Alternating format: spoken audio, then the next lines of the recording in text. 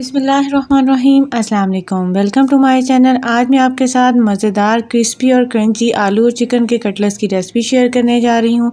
بہت سارے لوگوں کو شکایت ہوتی ہے کہ فریز کرنے کے بعد ہمارے کٹلس جو ہے وہ ٹوٹ جاتے ہیں، بکھر جاتے ہیں، پانی چھوڑ دیتے ہیں۔ آج میں آپ کو ان کو فریز کرنے کا طریقہ بھی بتاؤں گی۔ تو چلیں جی ہم اپنی یہاں پر ریسپی سٹارٹ کر لیتے ہیں۔ یہاں پر میں نے 1 کلو آلو لے لیے تھے، جن کو میں نے ہلکا سا نمک ڈال کر بوائل کر لیا تھا۔ بوائل کرنے کے بعد ہم نے اسے اچھی طرح چھیل کر میشر کی مدد سے میش کر لینا ہے۔ بالکل باریک ہمیں اسے میش کرنا ہے تاکہ اس میں کسی قسم کی کوئی گٹھلی نہ رہے۔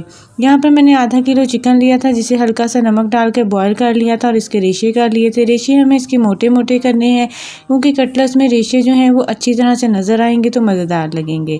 یہاں پر میں نے 1 کپ دھنیا لیا تھا، وہ اس میں شامل کر دیا ہے۔ 3 سے 4 ہری مرچیں باریک چاپ کر کے شامل کر دی ہیں۔ 1 کھانے کا چمچ نمک ہم اس میں شامل کریں گے۔ 1 کھانے کا چمچ سرخ لال مرچ کا شامل کریں گے۔ 1 کھانے کا چمچ ہم اس میں کٹی ہوئی لال مرچ شامل کریں گے۔ 2 کھانے کے چمچ اس میں ہم بھنا اور کٹا ہوا دھنیا شامل کریں گے۔ آدھا کھانے کا چمچ ہم اس میں گرم مسالہ شامل کریں گے اور 1 کھانے کا چمچ ہم اس میں چاٹ مسالہ اور 1 کھانے کا چمچ ہم اس میں چکن پاؤڈر کا شامل کر رہے ہیں۔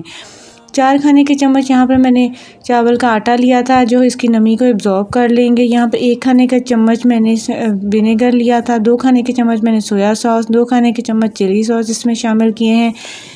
چاول کے آٹا شامل کرنے سے اس میں نمی جو ہے وہ بالکل ایبزارب کر لے گی، آلو پانی نہیں چھوڑیں گے۔ آپ اس کو آرام سے کئی ماہ تک کے لیے فریز کر سکتے ہیں۔ اس کو ہم اچھی طرح سے کوٹ کریں گے، یا ہم نے اس کو اچھی طرح سے مکس کر لینا ہے۔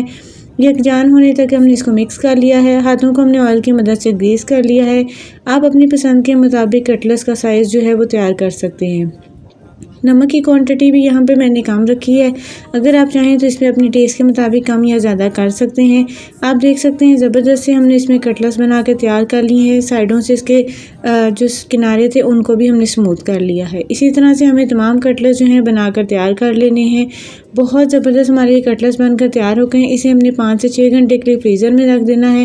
فریز ہونے کے بعد ان کی کوٹنگ جو ہے بہت اچھی ہوتی ہے۔ یہاں پر میں نے 2 انڈے لے لیے تھے، جس کو میں نے 3 سے 4 چمچ دودھ کے شامل کر کے اچھی طرح سے پھینٹ لینا ہے۔ تو چلیے جی یہاں پر ہم نے میدا لے لیا ہے، بریڈ کرمز لے لیے ہیں اور ہم نے انڈا لے لیا ہے۔ یہاں پر ہمارے کٹلس فریز ہو گئے تھے۔ سب سے پہلے ہم نے میدے کے اندر اس کو کوٹ کرنا ہے۔ فریز کے ہوئے کٹلس کے اوپر جو ہے نا کوٹنگ بہت آسانی سے ہو جاتی ہے اور فوراً سٹک ہو جاتی ہے، اترتی نہیں ہے۔ اس لیے ہم نے پھر انڈے میں کوٹ کرنا ہے اور پھر ہم نے اس کو بریڈ کرمز میں اچھی طرح سے کوٹ کرنا ہے۔ اس طرح سے آپ کے کٹلس ٹوٹیں گے نہیں، پانی نہیں چھوڑیں گے اور بہت زبردست رہیں گے۔ جتنی دیر مرضی آپ ان کو بنا کر فریز کر سکتے ہیں۔